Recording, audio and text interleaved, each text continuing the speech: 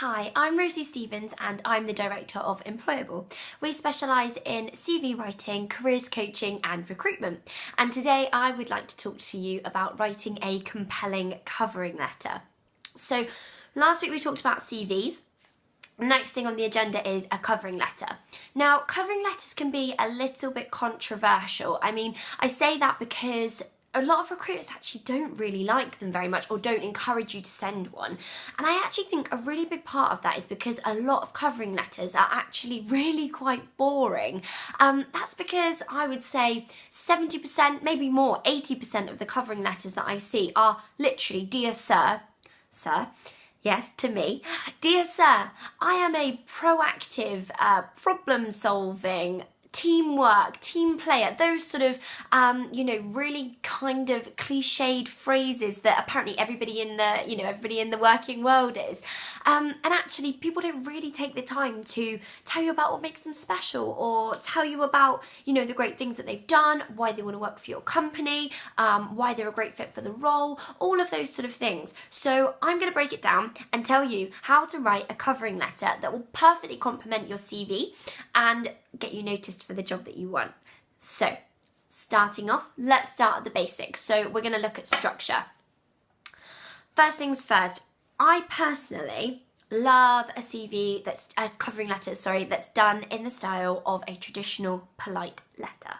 Give it a bit of personality by all means, but do me a professional letter. Maybe there's other recruiters out there that like something a little bit crazy. I just like a nice piece of A4. I would say don't go more than one page, and I probably wouldn't fill that page either. I would say if you're going over sort of 500-600 words, maybe you're giving a little bit too much information. So again, as with the CV, keep screening yourself and making sure that everything you put in there is really, really good, compelling content that the reader is going to want to read. Start off with your address at the top, as you would with a traditional letter. Then I would put "Dear." And now this is the part where so many people get it wrong. Do not ever put "Dear Sir / Madam," "Dear Sir," to whomever it may concern. In today's world, it is so easy to find out who it is that you're applying for a job with. You can use LinkedIn. So if you know that you're applying to a certain department, you can either look for the recruiting manager or the hiring manager of the team that you're going to be working for, of that company. Or, call me old-fashioned, but just give the company a call and ask who it is that's recruiting for that job.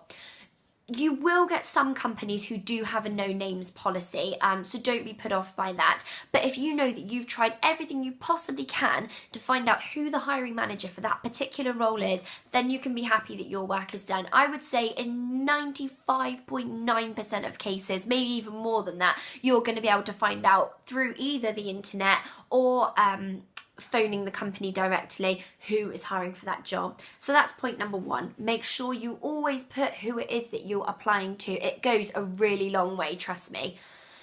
Secondly, make that opening sentence something that we're going to want to listen to. So an idea might be to think about making it personal to the company. So telling the company why you want to work there. Now, I wouldn't just go and use the first line off the website. Think of something that actually really sort of resonates with you. So if it's that the company is a really innovative, sort of forward-thinking, dynamic startup, and that's the kind of company that you really want to work for, tell them that. Tell them that that's what excites you. Tell them what really excites you about the company and explain that that's why you want to work there. I would also make sure in that first sort of opening kind of paragraph that you're detailing the position that you want to work for as well, because obviously, a lot of recruitment managers, particularly if they don't have any kind of sort of portal or recruitment system, are going to be receiving multiple applications. So it helps for you to make sure that you put the role that you're advertising for. So, open it up by sort of saying, "I'd like to apply for and then these are the reasons why I would love to work for you." The next section, you could put something about your situation. So it sort of kind of covers a couple of questions from recruiters before they even pick up the phone to you. So if you've been made redundant, if you're moving, if you're looking for a new challenge, if you just loved the job and felt compelled to apply, then tell them that. So explain your reasons for applying to the job, just so they've got a bit of an idea as to the reasoning.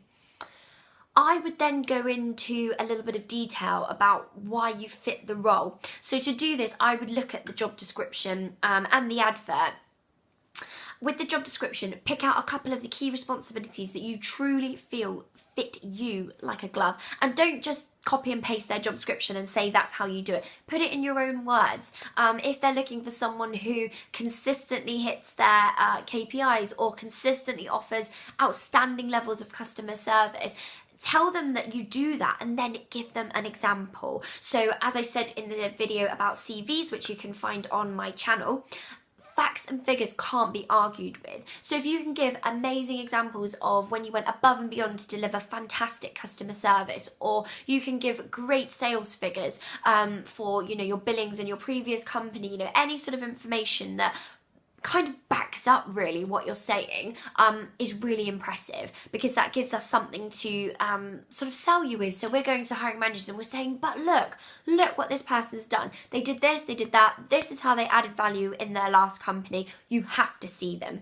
So give us a case for you, if you like. Make sure that we can go to our hiring managers and say, hiring manager, look who this is. This person is great. You must see them. Make that bit of our job easy for us.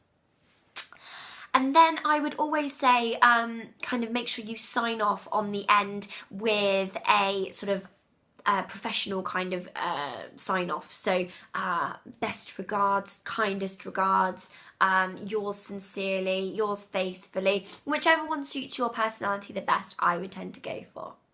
So just to recap, I would use a traditional letter format. So your address in the top corner, detail it dear. Now when we get to the dear, point number 2, make sure that you've added the name of the person who is recruiting for the job. Personalise your covering letter. Next paragraph, we're going to say the job that we are applying for, and then we're going to say a little bit about the company, something that, like I say, is personal to you, it resonates with you, the genuine reason why you want to apply for that job, not just some tosh off the website that you've copied and pasted. Why do you want to work for that company? Why is that company so awesome? You really need to get that in that opening sentence to grab their attention.